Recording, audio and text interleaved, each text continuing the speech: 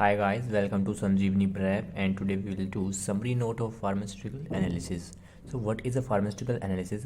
It is a deeply study of medicines to ensure purity, safety, quality and quantity of medicine. ठीक है, इसके parts हैं कुछ. ठीक है, application of pharmaceutical analysis, identification of chemical, कौन सा केमिकल है ये आइडेंटिफाई करना, फिर उस केमिकल के अंदर कितने कंपाउंड प्रेजेंट हैं ये डिटरमाइन करना और उन सभी कंपाउंड को सेपरेट करना. ठीक है, and isolation, purification and structural study of that compound. ठीक है, इम्पोर्टेंस क्या है? To assure safety, purity and quantity, to predict is medicine have any side effect और harmful effect on human being, for safety, potency and efficiency. ठीक है, अब second क्या है? Method of analysis.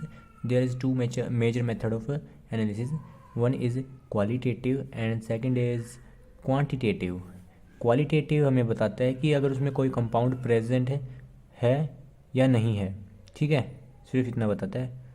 और क्वांटिटेटिव क्या करता है? अगर उसमें कोई कंपाउंड प्रेजेंट है तो ये इसका अमाउंट डिटर्मिनेशन करता है. ठीक है, कि उसकी अमाउंट बताता है हमें.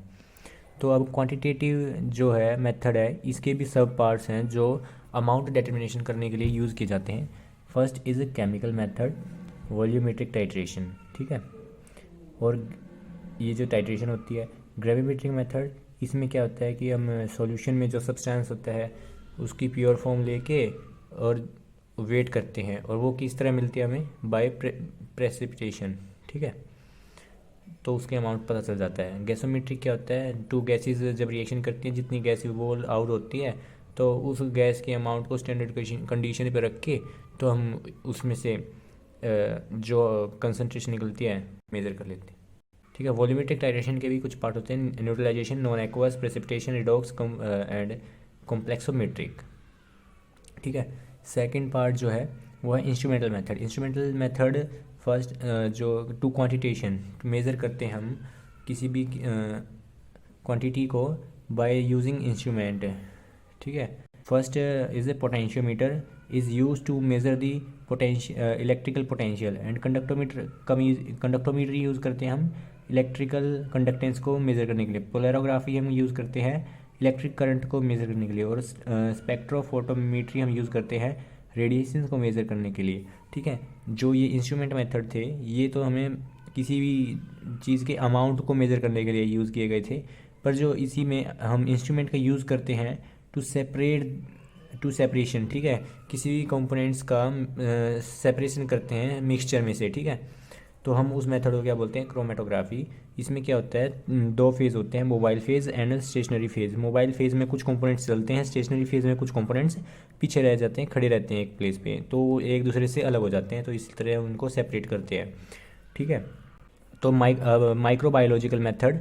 माइक्रोबायोलॉजिकल मेथड क्या होता है? ये कि हम यूज़ करते हैं इसको एंटीबायोटिक्स की पोटेंसी को चेक करने के लिए भी, कितनी एंटीबायोटिक बैक्टीरिया पे कैसे असर डाल रही है, और उसके जो रिज़ल्ट आता है उसको हम स्टैंडर्ड के साथ कंपेयर करके उसकी कंसंट्रेशन और पोटेंसी ऑफ ड्रग सेट करते हैं. ठीक है, अकॉर्डिंग टू बैक्टीरिया. बायोलॉजिकल क्या होता है? बायोलॉजिकल के अंदर जो हम करते हैं कि हम कोई भी मेडिसिन खाते हैं तो उसके अंदर मेडिसिन की हमारी बॉडी पर क्या इफेक्ट डाल रही है. जैसे मास, वेट ऑफ जैसे weight of tissue, weight of organ and blood parameters such as कि भाई ब्लड में ग्लूकोज कितनी है, कोलेस्ट्रॉल कितना है, और भाई यूरिया का अमाउंट कितना है, और जो कहते हैं कि एंजाइम की कंसंट्रेशन कितनी है बॉडी में, क्या कम हुई है ज़्यादा हुए हैं वो ड्रग खाने से. तो ये इफ़ेक्ट को मेज़र करता है बायोलॉजिकल मेथड. ठीक है, थर्ड जो है वो है मेथड ऑफ एक्सप्रेसिंग कंसंट्रेशन, जो कंसंट्रेशन को एक्सप्रेस करते हैं कैसे? Normality, molarity, formality. ठीक है, ये जो तीन मेथड हैं ये वॉल्यूम पे डिपेंड करते हैं. अगर तो ये टेम्परेचर पे भी डिपेंड करते हैं, अगर टेम्परेचर चेंज होगा तो इनकी वॉल्यूम चेंज होगी. ठीक है, मोलैलिटी वेट मास पे डिपेंड करती है, इक्विवेलेंट भी, और परसेंट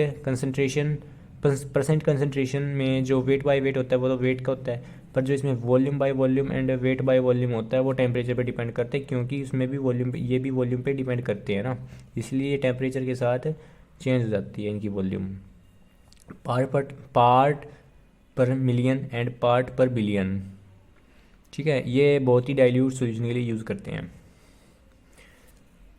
फोर्थ है स्टैंडर्ड सॉल्यूशन। स्टैंडर्ड सॉल्यूशन वो सॉल्यूशन होते हैं जिनकी कंसंट्रेशन हमें पता होती है, और स्टैंडर्ड सॉल्यूशन को बनाने वाली सब्सटेंस को हम स्टैंडर्ड सब्सटेंस बोलते हैं। ये 2 टाइप के होते हैं, प्राइमरी एंड सेकेंडरी सब्सटेंस। ठीक है, प्राइमरी जो होता है 100% प्योर होता है, इसमें इम्प्योरिटी बिल्कुल भी नहीं होती, ना बराबर होती है, 0.01% जो इम्प्योरिटी होती है इसमें। ठीक है, सेकेंडरी में इम्प्योरिटी ज़्यादा पाई जाती है as compare to primary. Primary 100% pure होता है, पर सेकेंडरी लेस प्योर होता है। ठीक है, both are use for standard solution preparation. ठीक है, दोनों को, प्राइमरी को सेकेंडरी को हम स्टैंडर्ड सॉल्यूशन बनाने के लिए यूज़ करते हैं।